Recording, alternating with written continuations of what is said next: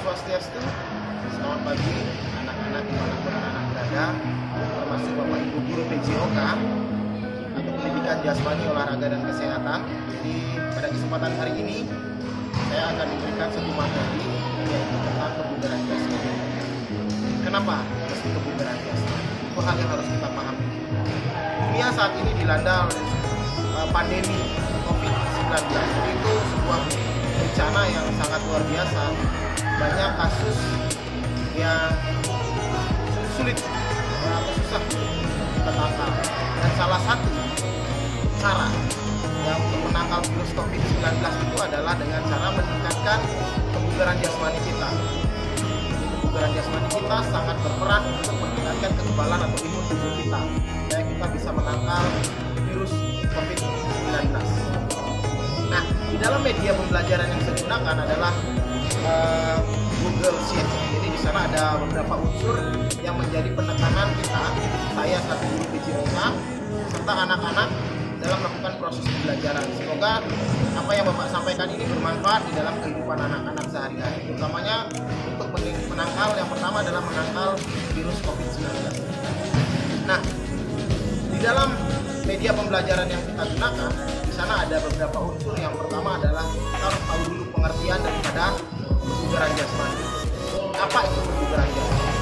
Kemudian yang kedua adalah manfaat. Jadi untuk apa kita mempelajari, untuk apa kita memahami kebugaran jasmani? Kita harus tahu manfaatnya terhadap diri kita, terhadap lingkungan kita, terhadap keluarga kita, terhadap masyarakat. Apa manfaatnya? Yang ketiga adalah apa saja yang terkandung di dalam kebugaran jasmani itu sendiri. Dan yang terakhir adalah bentuk-bentuk latihannya seperti apa saja. Sesuai dengan apa yang disampaikan di awal, bahwa kita harus mengetahui dulu yang pertama adalah pengertian daripada kebugaran jasmani.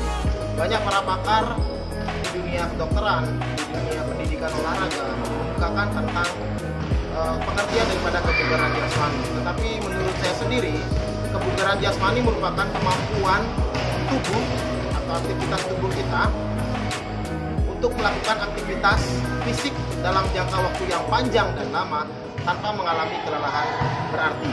Sekali lagi, kebugaran jasmani adalah kemampuan tubuh kita dan seluruh panca indera kita untuk melakukan aktivitas fisik yang panjang dan lama termasuk berat tanpa mengalami kelelahan yang berarti. Itu pengertian kebugaran jasmani yang bisa saya rangkum. Oke, kita masuk ke poin yang kedua, adalah manfaat daripada melakukan aktivitas kebugaran jasmani. Banyak sekali manfaat daripada kita melakukan aktivitas kebugaran jasmani, asal apa yang kita lakukan itu rutin. Manfaat itu udah banyak, salah satunya adalah membentuk tubuh kita sehingga tubuh kita menjadi lebih atletis, otot berfungsi dengan baik, sehingga membentuk atau rangkaian yang terlihat bagus.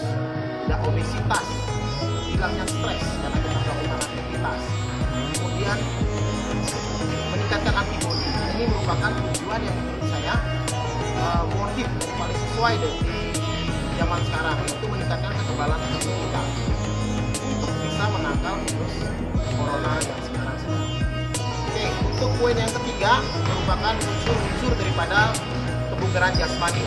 Di dalam unsur-unsur gerakan yang ada di dalam kebugaran jasmani itu banyak hal, seperti halnya kekuatan, kelincahan, daya tahan, keseimbangan, reaksi, daya ledak, dan masih banyak lagi. Itu semua sudah Bapak tuangkan di dalam media pembelajaran yang sudah Bapak siapkan. Dan aspek terakhir yang ada di dalam pembelajaran kita kali ini tentang kebugaran jasmani adalah bentuk-bentuk latihan daripada kebugaran jasmani. Nah, dari keempat poin ini semua saling terkait, utamanya poin yang ketiga dan poin yang keempat. Di mana poin yang keempat adalah bentuk-bentuk daripada unsur kebugaran jasmani itu sendiri. Seperti hal yang pertama adalah misalnya kekuatan. Bentuk latihannya seperti apa? Jadi untuk mencapai unsur kekuatan kita perlu melakukan atau bentuk latihan yang pertama adalah push up, sit up, back up, dan pull up. Itu juga dengan daya tahan. Bentuk latihan apa yang akan kita lakukan? Misalnya contohnya adalah berlari selama 5 menit tanpa berhenti, 10 menit, 15 menit, dan seterusnya. Jadi bentuk-bentuk latihan itulah yang akan kita lakukan dimanapun, kapanpun anak-anak mampu atau siap untuk melaksanakan itu. Catatan rutin. Apabila anak-anak sudah melakukan bentuk-bentuk latihan itu dengan rutin, dengan terprogram, saya yakin tujuan daripada kebugaran jasmani bisa akan anak-anak capai dengan baik. Baik, kita akan masuk kepada poin yang keempat. Jadi kita akan melakukan bentuk-bentuk latihan daripada kebugaran jasmani, seperti halnya bentuk latihan kekuatan, bentuk latihan daya tahan, bentuk latihan kelincahan, bentuk latihan daya ledak, dan bentuk latihan reaksi. Jadi ada beberapa gerakan yang akan kita lakukan di tempat ini. Baik, bentuk gerakan yang pertama yang akan kita lakukan adalah bentuk latihan kekuatan. Jadi kita akan mulai dari push up. Ada beberapa unsur gerakan atau bentuk-bentuk tubuh yang harus anak-anak perhatikan. Oke, gimana?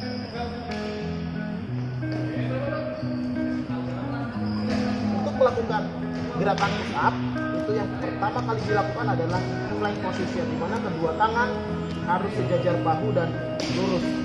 Badan ke arah belakang lurus. Kemudian ketika turun, itu ada hal yang harus diperhatikan adalah turun itu tidak terlalu cepat dan tidak juga terlalu lambat. Jadi agak sedikit pelan.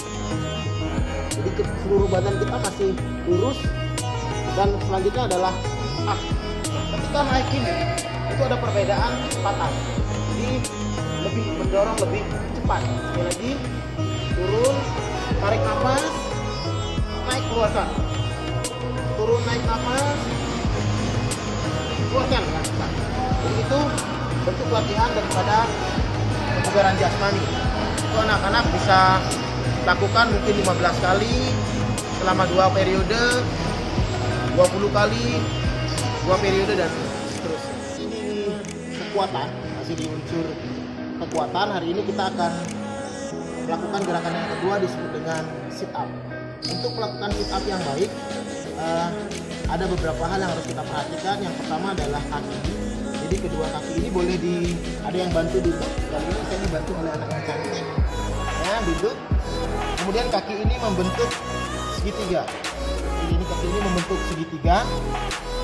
Dan tangan. Nah, ini banyak terjadi kesalahan. Tangan itu banyak yang berada di belakang. Ini sekarang udah nggak boleh lagi karena di bagian belakang ini tidak dilindungi oleh tulang tengkorak. Jadi itu akan bisa menekan ketika saat kita lelah.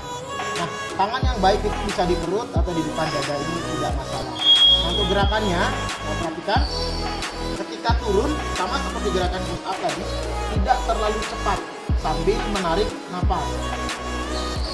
Dan ketika naik, ini gerakannya mesti lebih cepat sambil membuang nafas.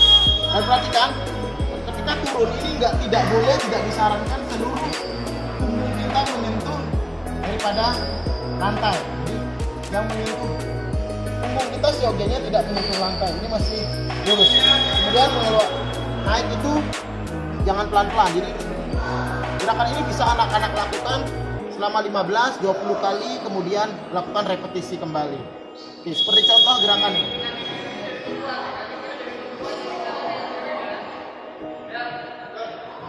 Jadi turun pelan, naiknya cepat. Jadi entak. Turun pelan, naiknya cepat. Nah, itu contoh daripada gerakan latihan kekuatan sit up. Untuk bentuk latihan yang berikutnya adalah bentuk latihan daya ledak.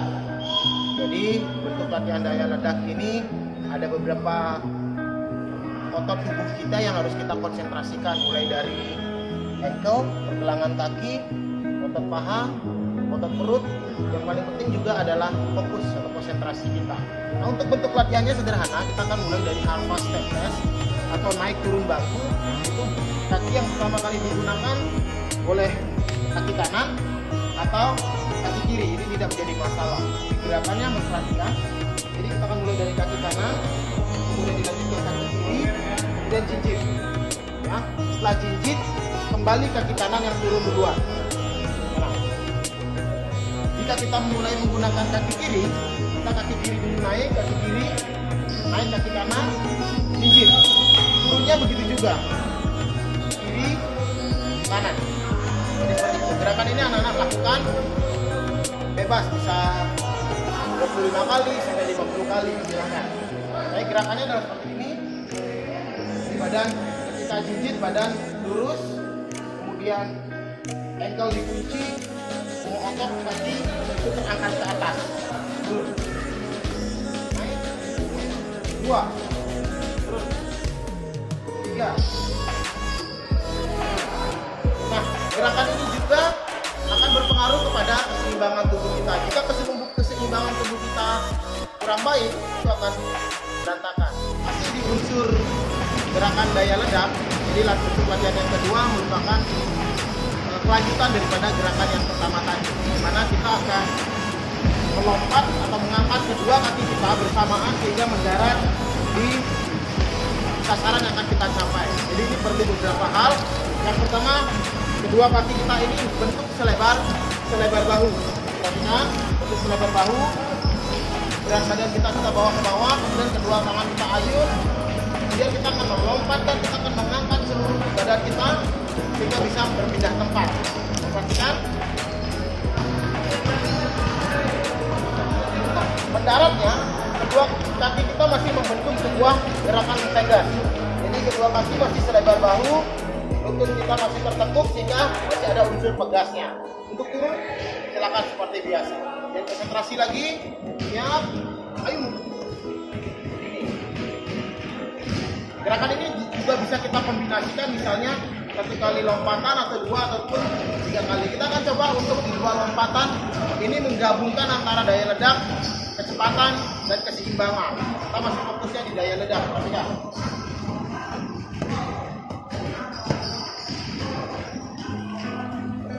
Untuk unsur gerakan selanjutnya dan bentuk latihan selanjutnya, kita akan mencoba pada gerakan keseimbangan. Jadi kali ini saya akan mencontohkan 2 gerakan atau 2 tipe gerakan untuk melatih keseimbangan. Yang pertama adalah seperti anak-anak biasa lakukan, yaitu membentuk badan kita seperti layaknya burung atau pesawat, hanya bertumpu pada salah satu kaki saja.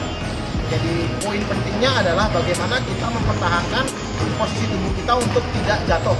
Itu hal yang penting.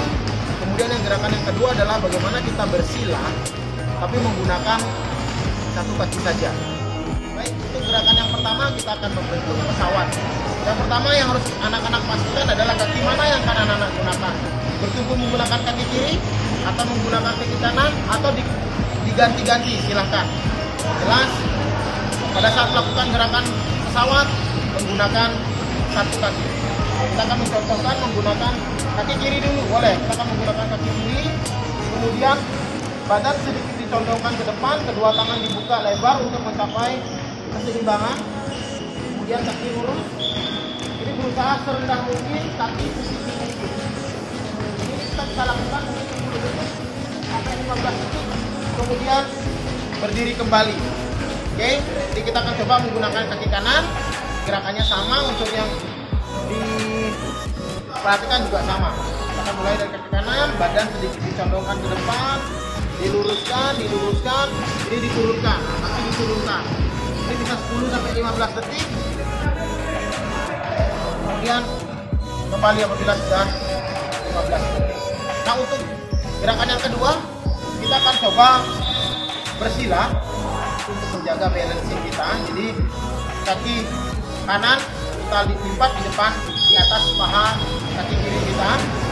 Kemudian badan diturunkan seperti orang duduk, ya, seperti orang duduk. Ini kita akan bertahan selama mungkin mampu kita, 15 detik, 20 detik, dan seterusnya. Kita bangun, kemudian kita ganti menggunakan kaki yang selanjutnya. Kita akan balancekan dulu, seimbangkan dulu, kemudian turun.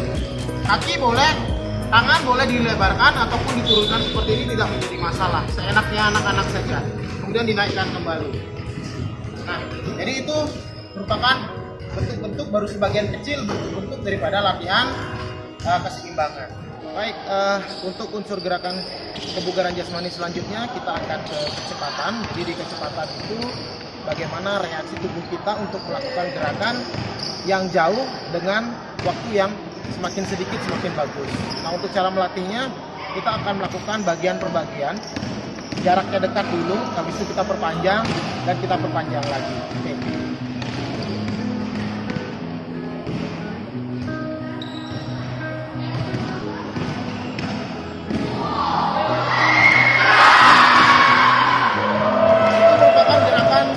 Kita akan berlari kencang dengan jarak yang tidak terlalu jauh dulu.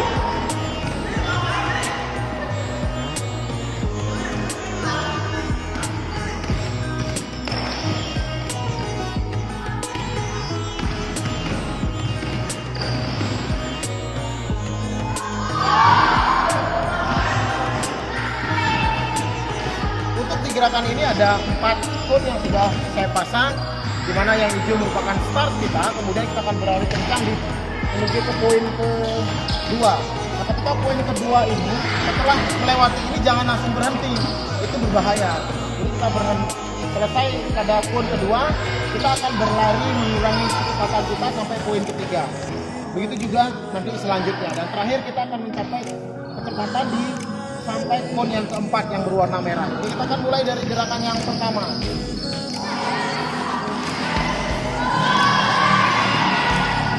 Gerakan yang pertama, badan harus ditondongkan ke depan, kemudian kita berkonsentrasi, gunakan kaki tumpu, salah satu kaki tumpu terkuat, kemudian ini adalah gerakan ayun kita yang pertama. Kita akan coba gerakan yang pertama.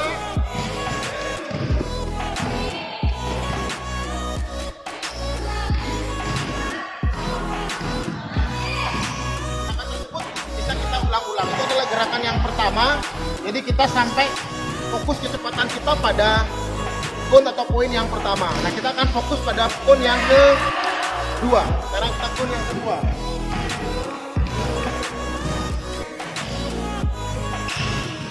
Oke, konsentrasi fokus sampai ke cone yang ketiga.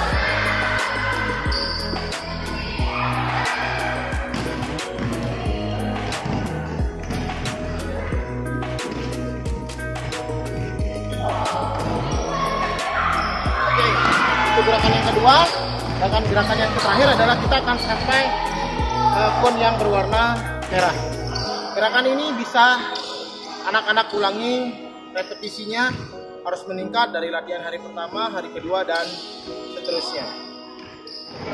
Baik, untuk unsur gerakan selanjutnya yang akan kita pelajari adalah kelincahan. Kelincahan itu adalah kemampuan tubuh kita untuk berpindah atau merubah arah dengan cepat. Jadi itu elemennya penting sekali, dan banyak sekali jenis-jenis gerakan untuk melakukan gerakan kelincahan. Salah satunya seperti apa yang saya lakukan ini. Kita akan membuat diamond menggunakan cone ini. Kita akan menggunakan 4 cone, dan kita akan membuat diamondnya.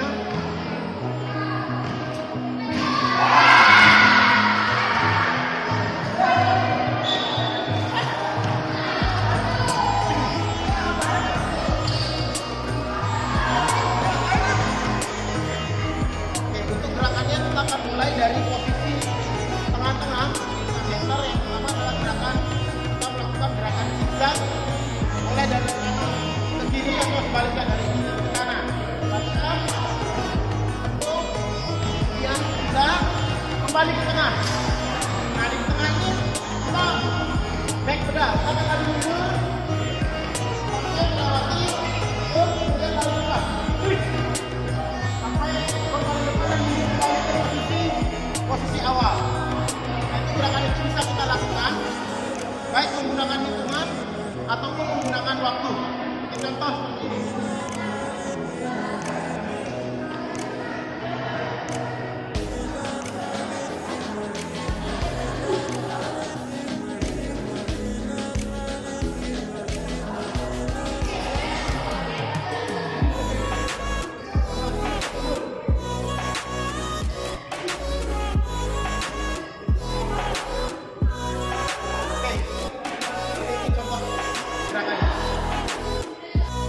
Baik, itu tadi beberapa poin-poin yang akan kita pelajari selama semester pertama tentang kebugaran jasmani.